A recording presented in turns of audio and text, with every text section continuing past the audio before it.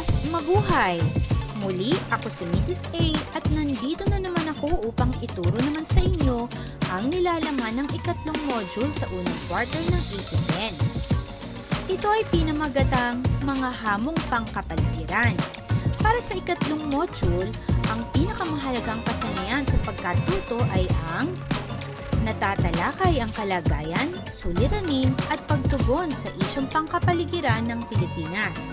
Sa ilalim nito, tatalakayin naman natin ang mga sumusunod na paksa. Una, mga hamong pangkapaligirang kinakaharap ng Pilipinas. Ikalawa, mga dahilan ng mga isyong pangkapaligirang kinakaharap ng bansa. At ikatlo, mga epekto ng isyong pangkapaligiran ng Pilipinas sa iba't ibang aspekto ng pamumuhay. Kaya naman mula dito ay inaasahang maisa sa katuparan natin ang mga sumusunod na layunin. Natutukoy ang mga hamong pangkapaligiran kinakaharap ng Pilipinas. Nasusuri ang mga dahilan ng mga isyong pangkapaligiran kinakaharap ng bansa sa kasalukuyan. Na ipaliliwanag ang mga epekto ng mga isyong pangkapaligiran ng Pilipinas sa iba't ibang aspekto ng pamumuhay. Handa na ba ang inyong panulat at kwaderno para sa pagtatala ng makahalagang impormasyong matututunan sa panonood ng lesson video ito? Kung gayon, simulan na natin ang leksyon sa araw na ito.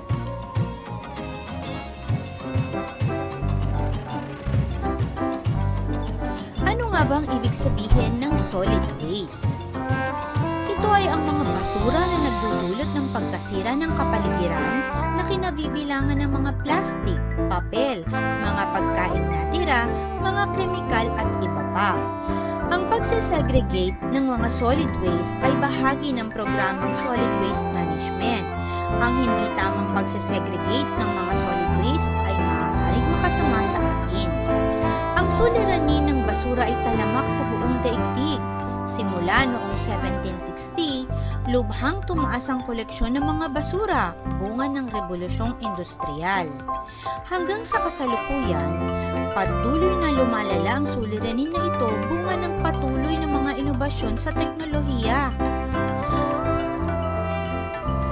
Ang Republic Act 1903 o mas kilala bilang Ecological Solid Waste Management Act of 2000 ay batas na nagsasaad ng mga alituntunin sa wastong pamamahala ng basura, pagpapalaganap ng kaalaman sa wastong paggamit ng likas na yaman, at pagpapatupad ng mga programang nakatuon sa pakikiisa ng bawat mamamayan upang mabawasan ang basurang agad lamang itinatapon. Layunin nito na maipaliwanag ang benepisyo ng pagkakaroon ng pasilidad sa bawat lugar na maaaring pag-imbakan ng balik materyales o lugar para iproseso ang mga ito.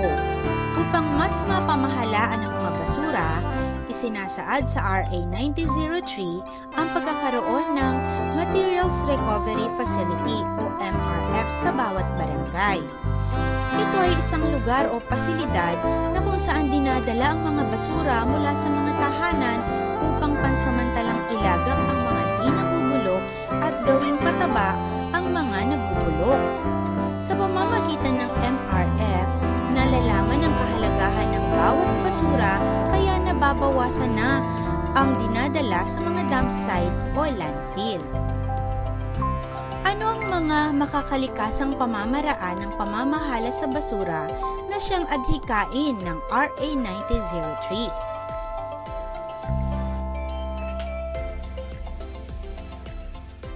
Pangangalaga sa kalusugan ng publiko at kapaligiran, paggamit ng mga makakalikasang pamamaraan, pangangalaga ng likas yaman, pag-iwas o pagbawas sa pagtatapon gaya ng pag-compost, recycle, pagbalik gamit, pagbawi, proseso ng green charcoal at iba pa, bago ang koleksyon, treatment at pagtapon.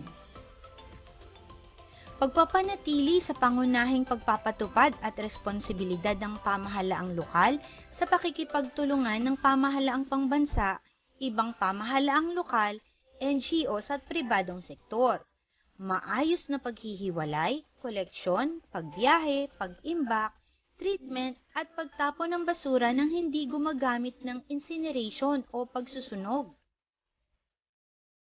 Edukasyon, pampublikong partisipasyon, pananaliksik at pagpapaunlad at partisipasyon ng pribadong sektor.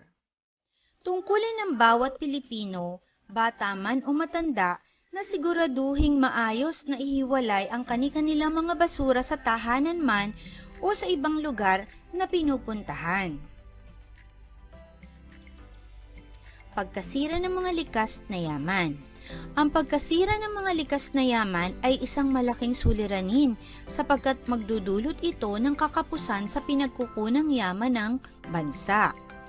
Ang ilegal na pagputol ng mga puno sa ating kagubatan ay nagdudulot ng pagbaha at pagguho ng lupa. Ang ilegal na pagmimina naman ay nagdudulot ng pagkasira ng kabundukan. At ang polusyon sa mga ilog at dagat ay lumalala dahil sa pagtatapon ng basura. Sa kasalukuyan, patuloy na nasisira at nauubos ang likas na yaman ng ating bansa.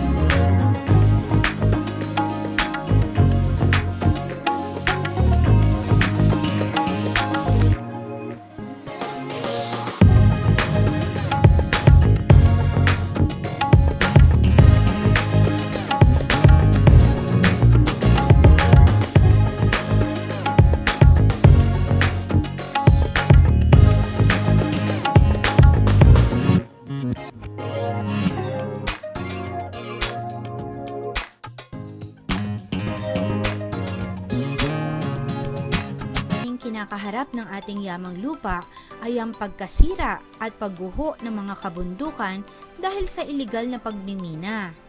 Ang pagtatapon din ng mga kemikal mula sa mga pagawaan o pabrika ay nakaapekto sa mga lupang sakahan o bukirin, sa paglago ng mga industriya, laganap ang land conversion, na kung saan malaking bahagi ng lupaing agrikultural ay pinagtatayuan ng mga malalaking gusali, mall at mga pabrika.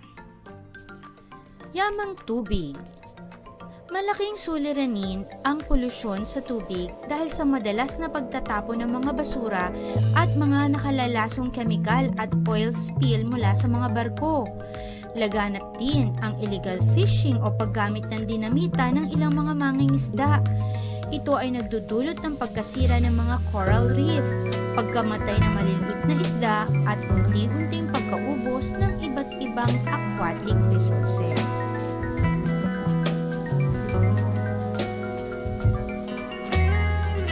Suliranin sa climate change. Ano nga bang ibig sabihin ng climate change? Ayon sa Intergovernmental Panel on Climate Change noong 2001, ang climate change ay ang pagbabago ng klima na maaaring isang natural na pangyayari o kaya ay maaari ding napabibilis o napalalala dulot ng gawain ng tao. Mga sanhi ng climate change. Una, mga gawain ng tao na nakapagpapataas ng temperatura ng daigdig. Ikalawa, usok mula sa mga pabrika at sasakyan na nagpapataas ng carbon dioxide at greenhouse gases. Ikatlo, paglaki ng populasyon. Habang lumalaki ang populasyon, ang bilang ng gawain upang tugunan ng pamumuhay ng mga tao ay tumataas rin.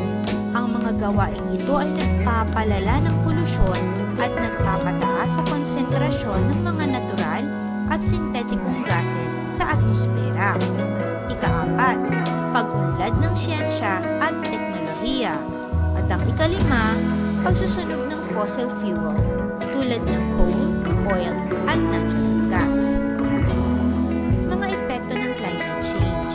Mayroong malubhang epekto ang climate change sa mga tao.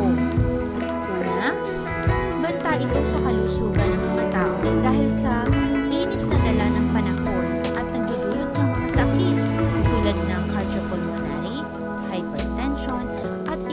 mga sakit dulot ng maruming tubig at pagkain. Ikalawa, ang matinding init ng panahon ay nagdudulot ng pagkatuyot ng lupa at kakulangan ng supply ng tubig na kailangan para sa pagtatanim o pagsasaka. Sa panahon ng malalakas na ulan at mga bagyo, ang flash floods at pagbuo ng lupa ay nakapipinsala sa mga pananim. Ikatlo, malaki ang epekto ng climate change sa ating ekonomiya at ng daigdig.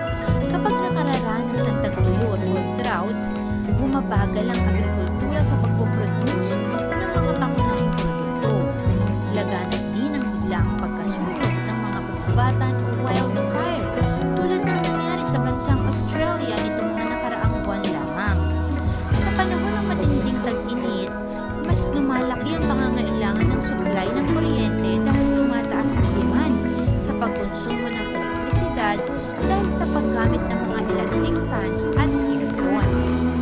Yan ang ilan sa mga suliraning pangkapaligiran na kinakaharap hindi lamang ng ating bansa, kundi ng buong mundo. At dahil ang mga tao ang pangunahing sanhi ng mga suliraning ito, nasa kamay din ng mga tao ang solusyon para dito. Ikaw, ano ang magagawa mo upang masolusyonan ang mga suliraning pangkapaligiran? Yan ang hamong nais kong inyong pag-isipan. Muli, ako si Mrs. A na nag-iiwan sa inyo ng isang magandang araw. Hanggang sa muli nating pagkikita, paalam!